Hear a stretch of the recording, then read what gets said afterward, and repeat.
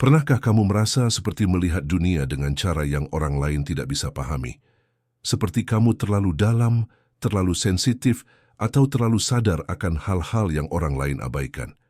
Jika kamu pernah merasakannya, mungkin kamu termasuk dalam kelompok kecil manusia langka yang disebut Carl Jung memiliki kesadaran yang berbeda. Hanya sebagian kecil dari populasi, kurang dari 5%, yang memiliki struktur psikis seperti ini. Tapi meski begitu istimewa, banyak dari mereka tumbuh dengan perasaan salah, seolah-olah intensitas mereka adalah kelemahan, bukan kekuatan. Video ini adalah undangan untuk mengenali dirimu dengan cara yang baru. Kita akan menelusuri 8 tanda dari kepribadian langka menurut Carl Jung. 8 ciri yang menandakan kamu bukan sekadar berbeda, tapi lebih sadar. Dan sebelum kita mulai, tulislah di komentar angka 8 sebagai simbol dari perjalanan 8 tahap kesadaran yang akan kita jelajahi bersama. Jika kamu pernah merasa terlalu banyak di dunia yang terlalu sedikit, tekan tombol suka dan bagikan video ini, karena mungkin inilah penjelasan yang selama ini kamu cari. Jung menyebut kesadaran yang berbeda sebagai tahap di mana seseorang tidak hanya hidup dari kebiasaan atau pengaruh luar, tetapi dari pusat jiwanya sendiri. Orang-orang seperti ini tidak hanya melihat realitas, mereka merasakannya hingga ke lapisan terdalam. Mereka menangkap nuansa emosional yang halus, pertanda kecil yang bagi kebanyakan orang tidak berarti apa-apa. Mereka sering disebut rumit, terlalu sensitif, atau sulit ditebak. Tapi kebenarannya mereka memiliki sistem psikis yang sangat canggih, sebuah bentuk kesadaran yang telah berevolusi melampaui kebanyakan manusia di sekitarnya. Namun, kesadaran seperti ini datang dengan harga. Semakin kamu memahami dunia batinmu, semakin kamu merasa asing dengan dunia luar. Dan di sanalah perjalanan ini dimulai, antara memahami diri dan diterima oleh dunia. Tetaplah menonton sampai akhir video ini, karena di bagian terakhir ada pesan yang sangat penting, sebuah pengingat tentang mengapa kamu tidak boleh menolak siapa dirimu sebenarnya. Dan sekarang mari kita mulai perjalanan ini dengan 2 tanda pertama dari kepribadian langka menurut Jung.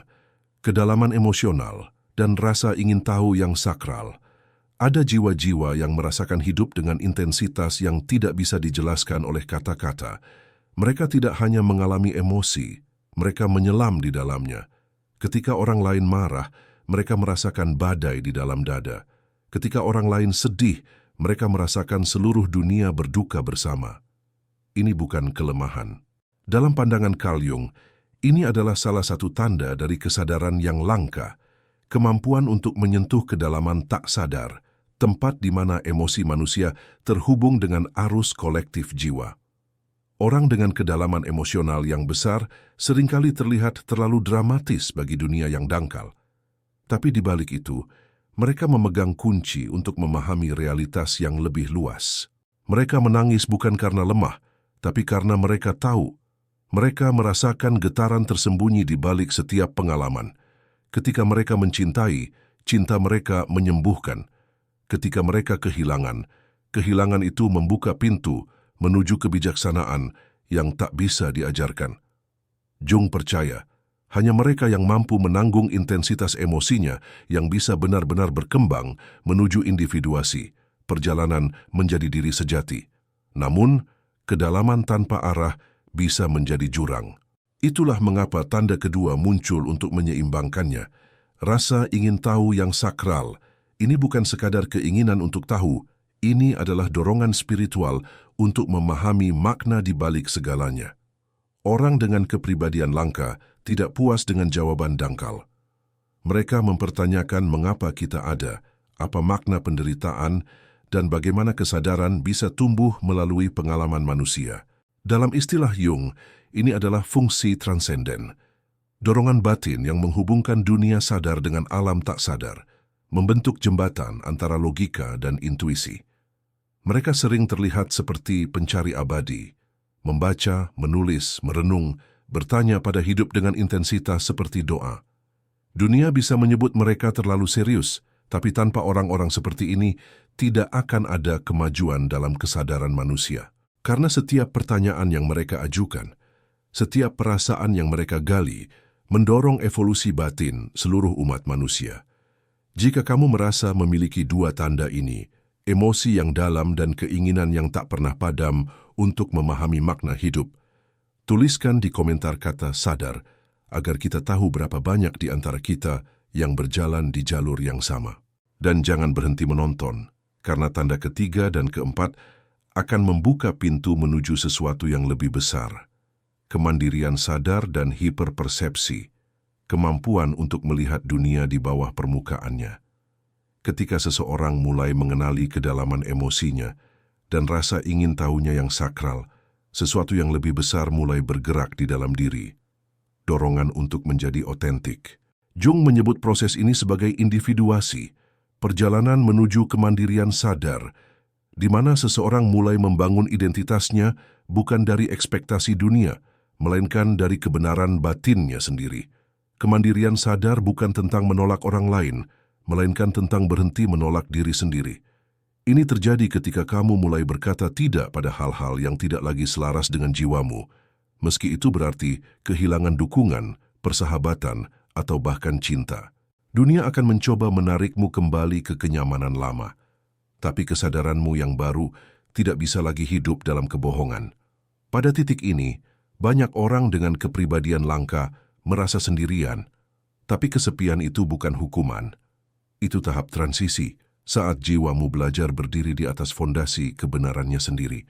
Dan di dalam keheningan itu lahirlah tanda keempat, hiperpersepsi.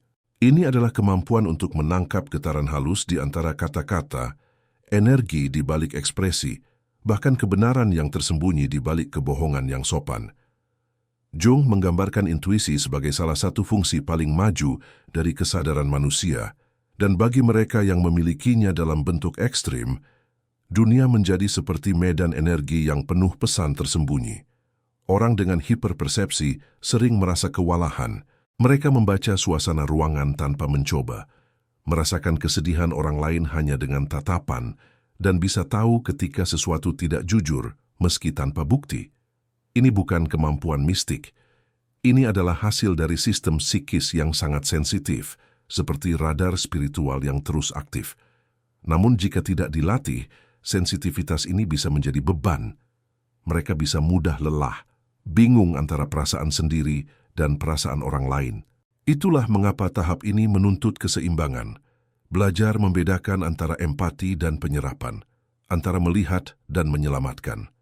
Ketika kamu bisa mengarahkan persepsi itu tanpa kehilangan dirimu, kamu mulai menjalani kehidupan dengan kejelasan yang menakjubkan, seperti melihat dunia dari balik kabut yang tiba-tiba menghilang.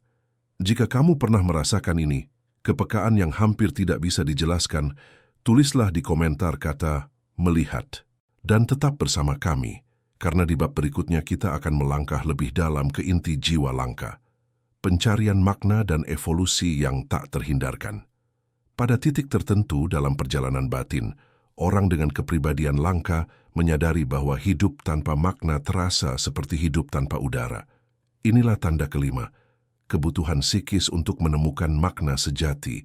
Bagi kebanyakan orang, rutinitas cukup untuk memberi rasa aman, tapi bagi jiwa yang berkembang, hal-hal biasa tidak pernah cukup. Mereka merasakan dorongan mendalam untuk mencari keaslian, dalam pekerjaan, hubungan, bahkan dalam cara mereka memandang dunia. Setiap kali mereka mencoba menyesuaikan diri dengan norma yang tidak selaras dengan nilai batin mereka, jiwa mereka memberontak. Carl Jung percaya bahwa kebutuhan akan makna adalah kebutuhan spiritual yang sama nyatanya dengan kebutuhan fisik. Jiwa tidak bisa tumbuh di tanah yang dangkal. Karena itu, orang dengan kesadaran langka sering meninggalkan pekerjaan yang tidak mereka cintai, hubungan yang hampa, atau lingkungan yang menahan mereka. Dunia mungkin menyebut mereka tidak stabil, tapi sebenarnya mereka hanya tidak bisa hidup setengah sadar. Dan dari kebutuhan ini, lahirlah tanda keenam, pola evolusi yang tak terhindarkan. Orang dengan kepribadian langka tidak bisa berhenti tumbuh. Mereka terus berevolusi, bahkan ketika itu berarti kehilangan tempat yang dulu memberi rasa aman. Siklus mereka penuh dengan kematian dan kelahiran kembali. Versi lama dari diri mereka mati, agar versi yang lebih sejati bisa lahir. Setiap kali mereka tumbuh, mereka meninggalkan sesuatu di belakang.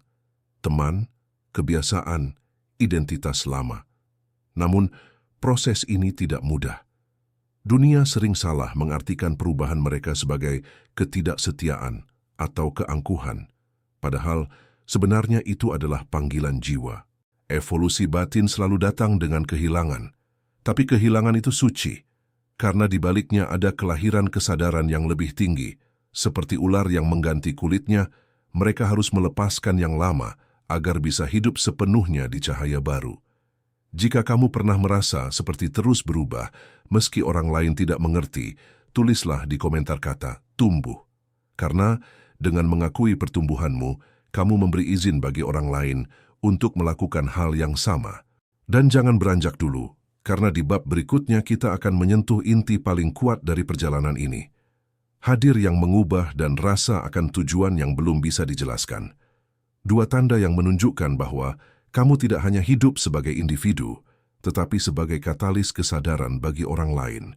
Semakin seseorang tumbuh dalam kesadarannya, semakin ia menyadari bahwa keberadaannya sendiri memiliki efek yang tidak bisa dijelaskan pada dunia di sekitarnya. Inilah tanda ketujuh dari kepribadian langka, kehadiran yang mengubah. Orang-orang seperti ini tidak perlu berbicara banyak untuk memengaruhi. Ketika mereka hadir, suasana ruangan berubah. Orang lain merasa lebih tenang, lebih jujur, bahkan lebih dilihat hanya dengan berada di dekat mereka. Jung menyebut ini sebagai manifestasi dari archetype healer, penyembuh yang tidak berusaha menyembuhkan, tetapi keberadaannya sendiri menjadi obat. Kehadiran seperti ini tidak datang tanpa beban. Karena mereka bisa merasakan penderitaan orang lain dengan sangat dalam, mereka sering menyerap energi yang bukan miliknya. Mereka menjadi tempat berlindung bagi banyak jiwa yang terluka, namun seringkali melupakan untuk melindungi dirinya sendiri. Ini adalah paradoks dari kesadaran tinggi. Semakin kamu menjadi terang, semakin kamu menarik kegelapan yang ingin disembuhkan. Namun, di balik beban itu, ada anugerah luar biasa, kemampuan untuk menjadi cermin kesadaran bagi orang lain. Kehadiranmu menantang mereka untuk melihat kebenaran yang selama ini mereka hindari. Tidak semua orang siap untuk itu, dan karena itulah banyak jiwa langka sering disalahpahami atau dijauhi. Tapi mereka yang cukup berani untuk tetap di dekatmu akan berubah. Karena tanpa sadar, kamu membantu mereka melihat cahaya dalam dirinya sendiri. Dan di antara keheningan itu, muncul tanda ke-8, rasa akan tujuan yang belum bisa didefinisikan.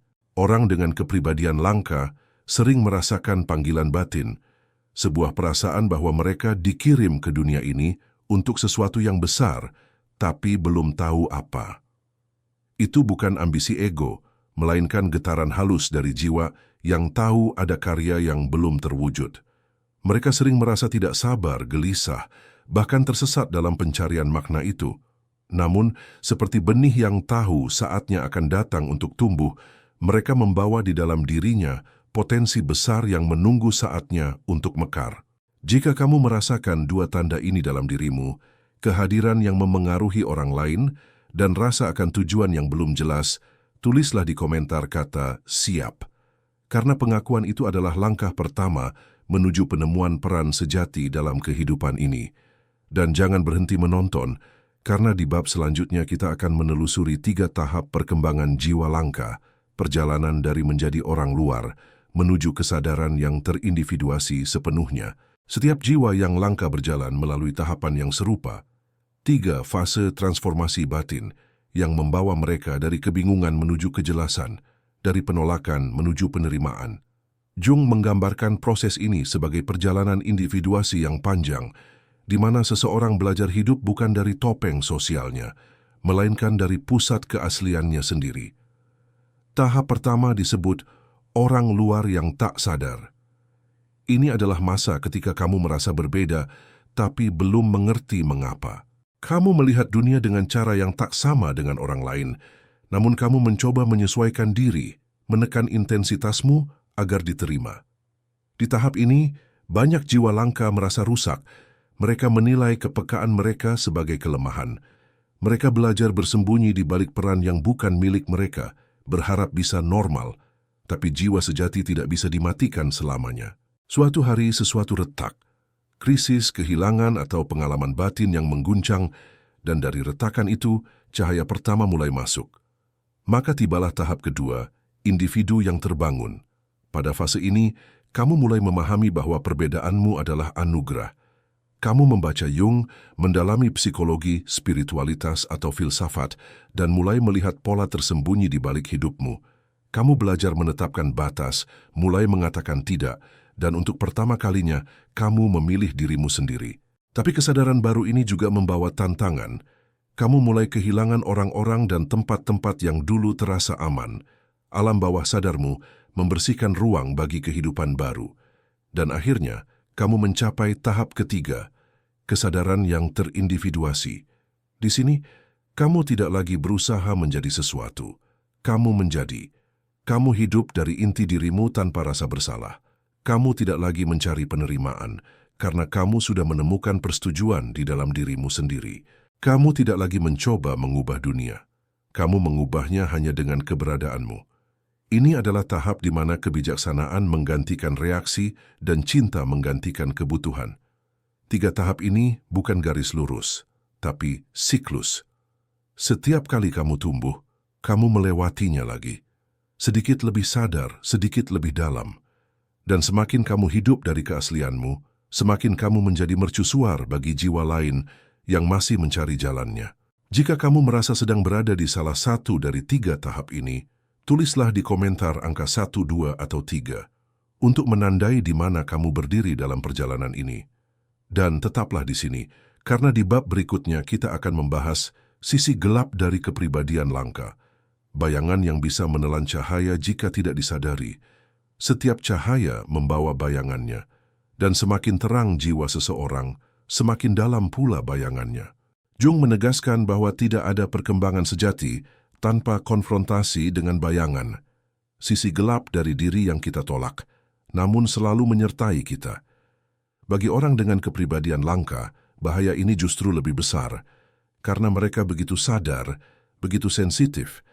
Mereka juga lebih rentan terhadap distorsi halus dari kesadaran itu sendiri. Bayangan ini bisa muncul dalam berbagai bentuk. Ada yang jatuh ke dalam kompleks superioritas spiritual, merasa lebih sadar daripada orang lain. Ada yang tanpa sadar mengembangkan kompleks penyelamat, berusaha memperbaiki semua orang di sekitarnya. Dan ada pula yang terjebak dalam kompleks martir, merasa harus menderita demi kebaikan orang lain. Semua itu adalah bentuk ego yang menyamar sebagai cahaya.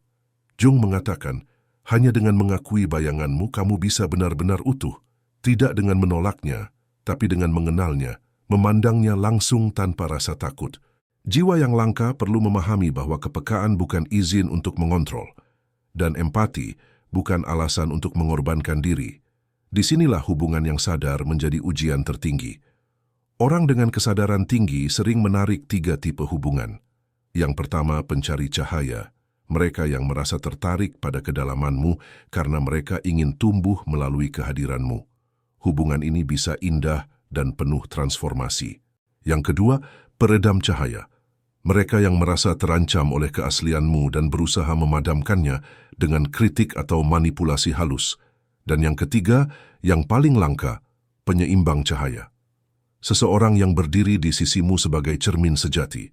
Tidak lebih tinggi, tidak lebih rendah. Hanya hadir dalam kesadaran yang sama. Membedakan ketiganya adalah bentuk kebijaksanaan batin. Jiwa yang matang tidak lagi mencari hubungan untuk diisi, tapi untuk dibagi. Ketika kamu tidak lagi memberi dari kekurangan, tapi dari kelimpahan, hubunganmu berubah menjadi tempat pertumbuhan bersama, bukan arena penyelamatan atau pengorbanan. Jika kamu pernah mengenali dirimu dalam pola-pola ini, sebagai penyembuh, penyelamat, atau penyeimbang, tulislah di komentar kata sadar. Dan bersiaplah, karena bab terakhir akan menjadi puncak perjalanan ini. Sebuah panggilan untuk memahami tanggung jawab evolusioner yang datang bersama jiwa langka. Panggilan untuk tidak hanya menjadi sadar, tetapi menghidupi kesadaran itu sepenuhnya. Ketika seseorang akhirnya tiba di titik ini, setelah melewati kedalaman emosi, pencarian makna, konfrontasi dengan bayangan, dan pemahaman hubungan yang sadar, muncullah kesadaran yang lebih tinggi, bahwa Memiliki kepribadian langka bukanlah kebetulan. Itu adalah tanggung jawab evolusioner.